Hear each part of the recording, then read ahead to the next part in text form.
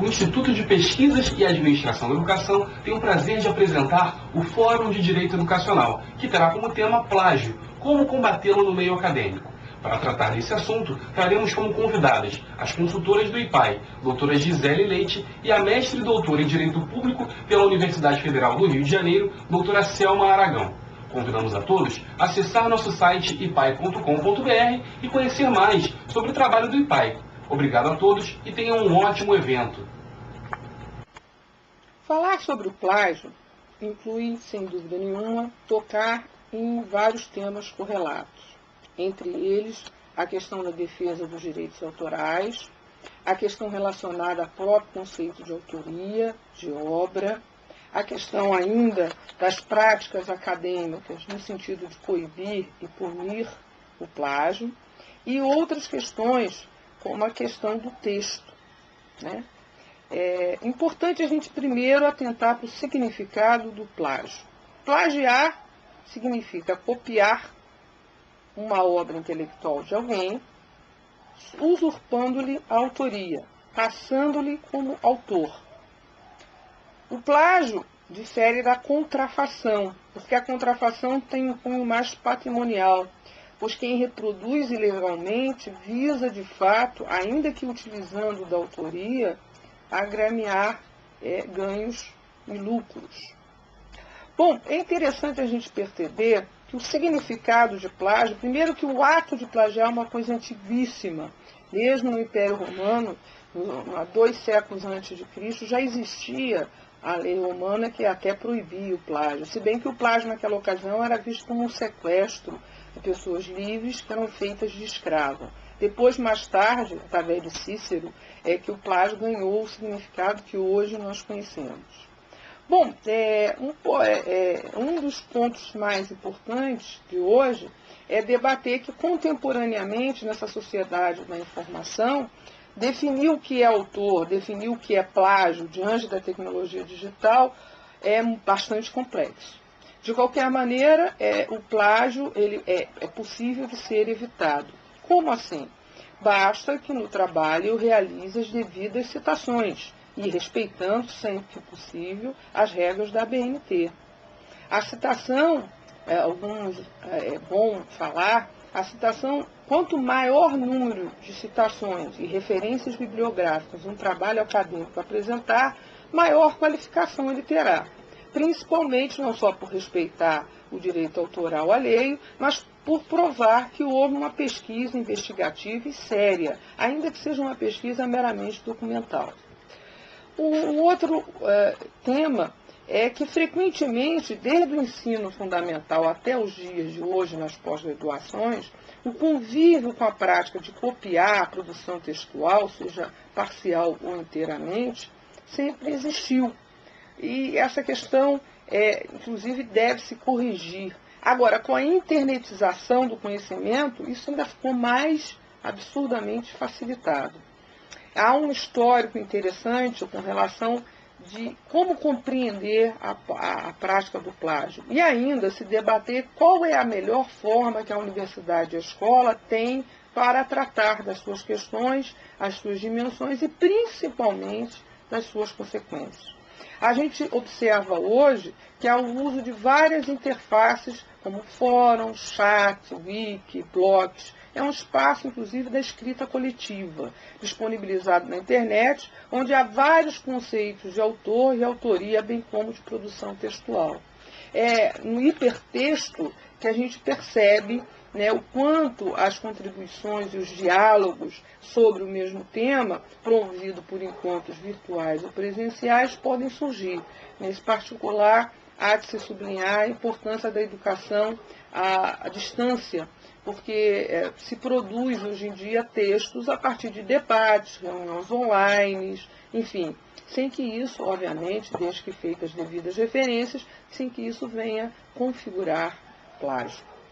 O plágio é intensamente facilitado hoje em dia pela grande disponibilidade e acesso dos hipertextos textuais. Mas é bom que se diga, não é porque um texto está na internet que esse texto está sob domínio público e ele pode permitir livre uso da matéria publicada. É imprescindível entender que, embora esteja na web, você deve reproduzir e referenciar o seu autor, a obra, inclusive disponibilizando a localização do link e a data de acesso. O vocábulo plágio vem do latim plagiare, que significa abdutor. Na verdade, algumas pessoas falam em roubo, mas na verdade é um furto intelectual da autoria, né? Claro que afronta a ética, a moral acadêmica, descredencia trabalhos acadêmicos, conquistas acadêmicas, enfim. O plagiador é um trapaceiro, né? É um oblíquo. Veja, o plágio acadêmico se configura tanto quanto o autor retira, seja de livros de internet, ideias e conceitos, ou mesmo frases do outro autor, sem lhe dar a devida referência, sem lhe dar o devido crédito, sem citá-lo como fonte de pesquisa. Há um furto da propriedade material que, embora não tenha corpo, não seja tátil, ela possui expressão econômica. E também há o crime de falsidade ideológica, porque o plagiário se diz autor daquilo que ele realmente não elaborou. Então, ele usurpa a autoria alheia. Conveniente ainda esclarecer que na concepção de plágio, ao longo do tempo, foi sofrendo várias alterações conforme o momento histórico. Imaginem vocês que antes do iluminismo, o copista ele era reverenciado e era ele que recebia os bônus das cópias, né? Das vendas que ele fazia. E a cópia era um meio de disseminação do conhecimento humano. Algumas das vezes, naquela região, jamais chegaria aquela obra se não fosse através de um copista. Mas, evidentemente, que isso mudou, né? É uma prática inaceitável o plágio. E o valor da cópia no passado, que era reverenciado, não é mais concebível. Embora a gente tenha grandes famosos plagiadores, como Chaucer, Shakespeare, Spenser, Sterne, de Kinsey, a quem pertence uma vital porção da tradição da literatura inglesa e que até hoje continuam a participar do cenário literário do mundo. As criações humanas se têm construído, em geral, sobre a soma total de vozes anteriores, como, aliás, ressaltou bem o poeta João Cabral de Melo Neto. Tem um poema dele, Tecendo a Manhã, que diz assim: um galo não tece uma manhã sozinho, precisará sempre de outros galos, de que um que apanhe esse grito e que ele o lance a outro, e de um outro galo que apanhe o grito e que lance o grito antes e o lance a outro. Enfim, evidentemente que, não estou aqui defendendo o plágio, pessoal, evidentemente que a produção acadêmica, dificilmente ela parte do inédito do original, exceto nas ciências naturais, as ciências físicas, em que há uma descoberta do novo. Mas é óbvio que, ainda que o texto seja um tecido de várias citações anteriores, as citações têm que ser devidamente feitas, não só para credenciar o trabalho, mas, sobretudo, para incentivar a pesquisa. Mesmo assim, reafirmo que o crime do plágio é danoso, principalmente por descrever e descredenciar os meios intelectuais de produção de conhecimento. Em virtude da polêmica do plágio, as relações acadêmicas sofrem muito, principalmente quando nós encontramos a miserável cultura da tolerância. Na verdade, ao invés de haver a tolerância, deveria haver orientações, deveria haver oficinas de redação, oficinas de leitura e um maior incentivo à pesquisa, porque é isso que faz com que o aluno, o corpo discente e docente, participem de uma forma dialogal da produção de textos e da real aprendizagem do conhecimento. Bom, analisando agora o intertexto. O que é a intertextualidade? É um texto dentro do outro, que se relaciona de diversas formas com outras linguagens, pois todo texto, na verdade, é um panipexto, ou seja, ele é raspado, ele é limado para dar lugar a novo texto. Então, na verdade, existe uma produção contínua de saberes integradas, mas que só pode ser reforçada e compreendida com a devida citação das fontes bibliográficas.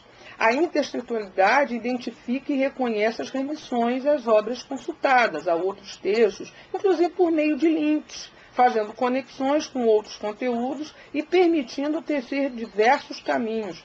Essa interdisciplinaridade, aliás, que é bem característica do intertexto, ela tem sido, pela pedagogia contemporânea, muito ressaltada. E é realmente uma conquista a gente perceber, como diz a linguagem dos jovens, está tudo conectado, né? Tudo tem a ver com a outra coisa. Bom, a interpretação de um texto não pode exclusivamente pertencer ao seu autor, quem originalmente o teceu. Assim como quem escreveu um texto nunca será o autor soberano e absoluto, posto que o discurso nunca seja constituído de uma única voz. Na verdade, é sempre polifônico, resultado de leituras, de interpretações que podem fazer parte da fala e do escrito. Essa concepção do intertexto, ela difere do que vem a ser plágio, entendido como uma apropriação indevida de um texto sem as devidas referências ao verdadeiro autor. Veja, o intertexto há uma interação de escrita, e, claro, sempre com a referência bibliográfica mencionada. Bom, de qualquer forma, o combate ao plágio volta-se para o espaço acadêmico educacional, principalmente com relação ao fomento à criação, produção e autonomia do sujeito e do leitor, para transformar o autor, para transformar o entendimento do sujeito, enfim, transformar a aprendizagem. Claro, além de ser ilegal o plágio, mesmo quando autorizado, ele revela um comportamento refletido que visa, inclusive, a se apropriar dos esforços alheios de forma fraudulenta, produzindo resultados intelectuais indevidos. Há um caso, inclusive, famoso da ministra alemã, que perdeu o seu cargo de ministra da Educação e o seu título de doutorado, porque também lançou mão do uso do plágio. Recente pesquisa de 2009 revelou que 1/3 de todos os estudantes universitários norte-americanos cometem plágio. E lá eles têm uma conduta um tanto quanto eu entendo como assediosa, porque eles só revelam ao final que a pessoa foi condenada por plágio e que deixa de concluir o seu grau, obter seu grau acadêmico em razão da produção do plágio. Antes de pensarmos em punir, o melhor é orientar. Por isso é de fundamental importância a disciplina Metodologia de Pesquisa Científica, onde o professor vai habilitar o aluno a usar as normas da ABNT, a produzir citação da citação, o famoso APUD, né? Eu costumo brincar com meus alunos que o APUD bota em contato pessoas absolutamente distantes, né?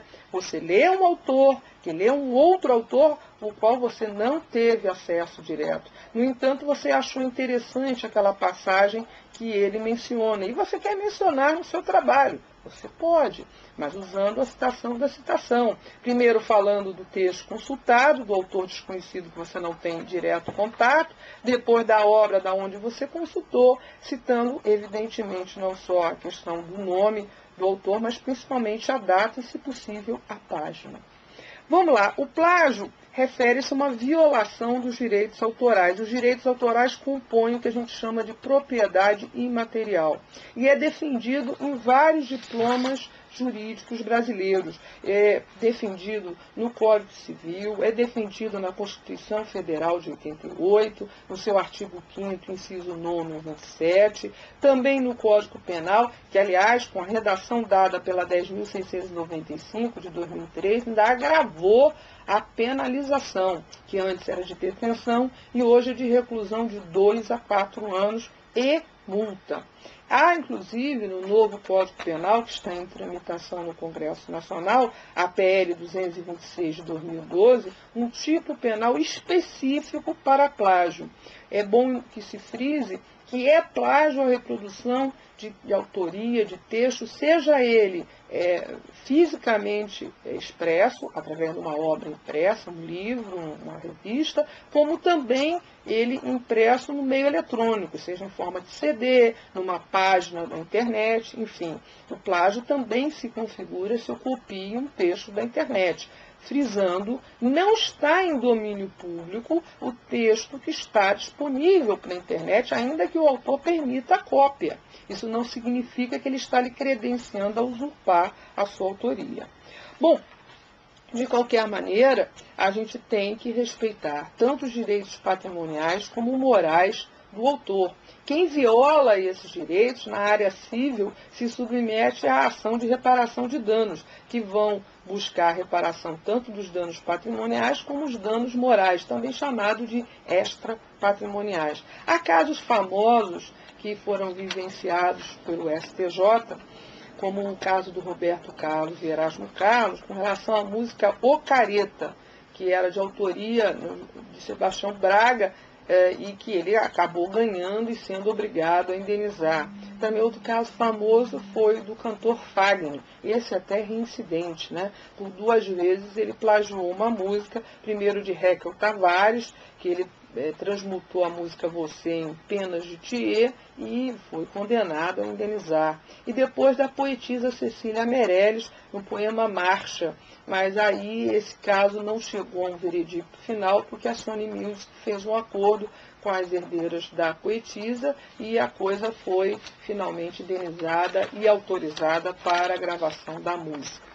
Outro caso também famoso, nesse aí com uma tramitação na área administrativa, no CONAR, né, foi a Natura contra a Jequiti, por causa de umas linhas de cosméticos. A linha da Natura era humor, a linha da Jequiti era comics. Né, acusava a Natura que a Jequiti copiava, né, a linha humor. Mas no final o CONAR entendeu que de fato havia total diferença entre os produtos ali assinalados e não lhe perpetrou nenhum tipo de condenação. Embora que inicialmente tivesse havido a liberação de uma decisão liminar que tem até suspendido a comercialização da linha Comics.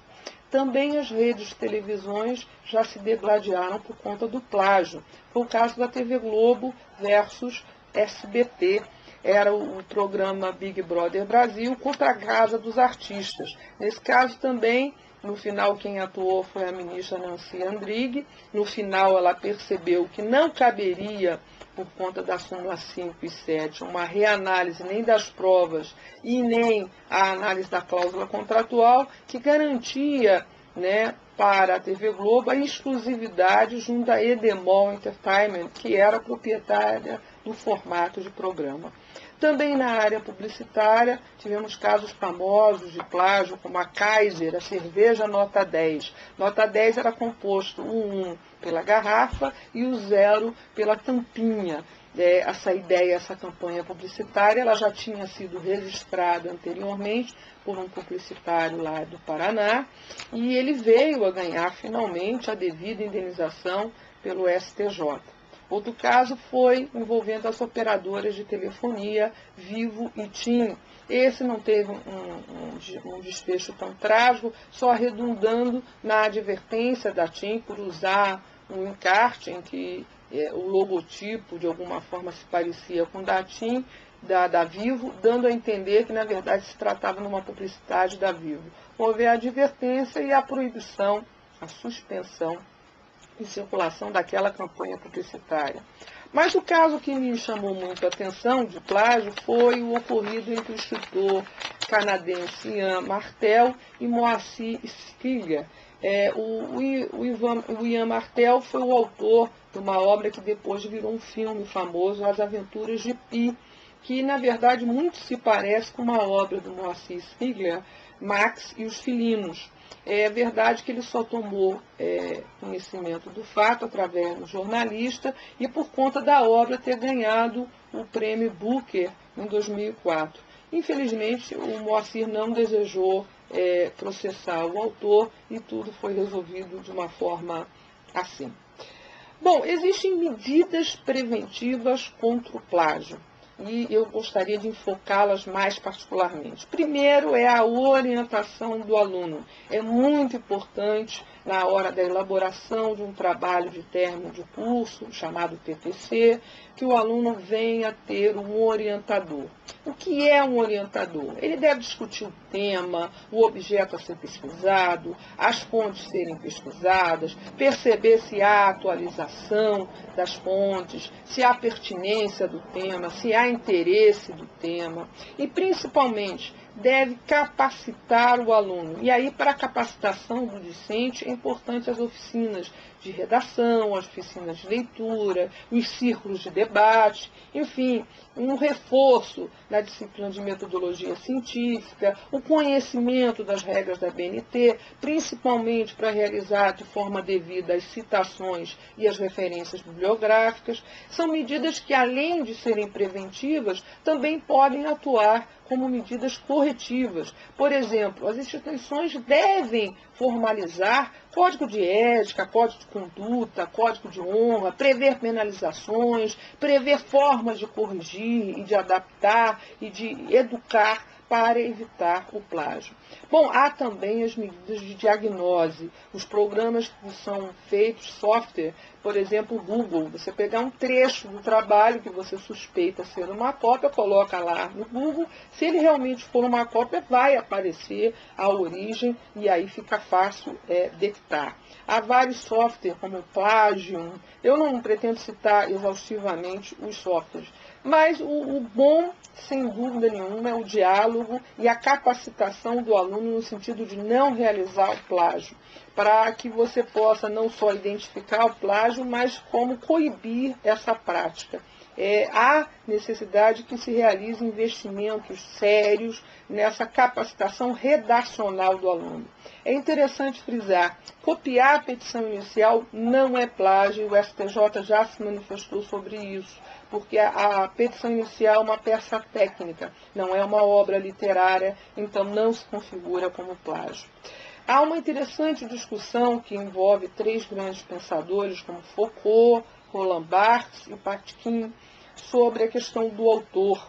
Eu até me permito a referenciar também Samuel Beckett, que perguntava o que importa quem fala, né? O que importa o conceito do autor?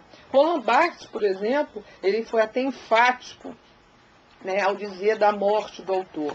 Nós estamos vivendo, assim como vivemos da Idade Média para a Idade Moderna, a quebra do paradigma, quando a cultura oral vira uma cultura escrita, novamente estamos vivenciando uma outra quebra de paradigma, porque a cultura escrita está deixando de ser escrita e virando uma cultura multimídia, principalmente por causa da tecnologia digital.